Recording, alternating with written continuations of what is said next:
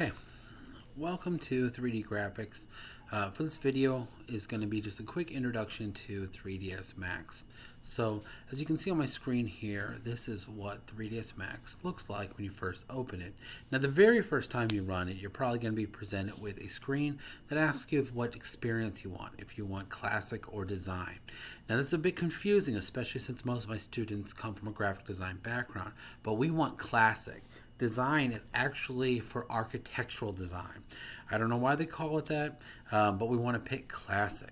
Once you pick that, this is kind of what you're going to be presented with. The startup screen here will have lots of examples of cool stuff you can do in Max, fun artwork that people have created things with, as well as training videos and other little tips. So you can kind of see as you go through here, it has some information about the program. This one, I definitely want to point out, 1-minute startup movies are a great way to kind of get you going inside of the program. And then I'm going to go and close this guy down. And here you go. Now I have a couple of plugins. Let me go ahead and just close these out the way. I apologize. Those are for some work I've been doing for video game projects. This is what the screen is going to look like. So for the most part, you can see you're presented with 4 different viewports. The perspective, which is kind of our 3D view, and then 3 kind of semi-two-dimensional orthographic views. Again, these are kind of flat views from different angles. The top, the left, the front, and the perspective, like I said, is the 3D view.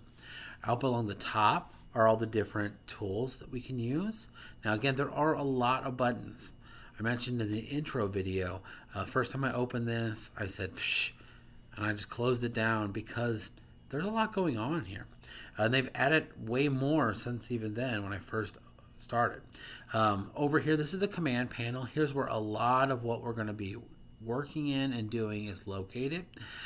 They've added this ribbon at the top, which has some really amazing tools for polygon modeling. This is kind of a newer edition. It got added, I don't know, about 7 maybe years ago or so. I know it sounds weird to say that's newer, but this program again has been around since I want to say the very early 90s, late 80s. So that ribbon's kind of a newer edition, and it has some really cool tools they've added to make modeling go faster and be more efficient. Over here, and mine's kind of closed down a little bit because I don't like it taking up too much of my space, is a list of all the objects in your scene. So this is just going to help keeps your scene organized so you can kind of find everything. At the very bottom, you'll see down here is the timeline. This is for 3D animation, so when you're creating keyframes and animating your different elements. So this is, like I said, this is what we're going to be jumping in first. In the information below, you'll see I linked to some LinkedIn Learning videos. There's some really great videos out there for 3D modeling available on LinkedIn Learning, and as a student at Lindenwood University, you get access to all of those videos for free. So you just have to link your student account to your LinkedIn account, and then you can access all of those training videos. So you'll find throughout all the modules links to different training videos. The other thing I wanted to mention is I do have links on many of the assignments with different tabs.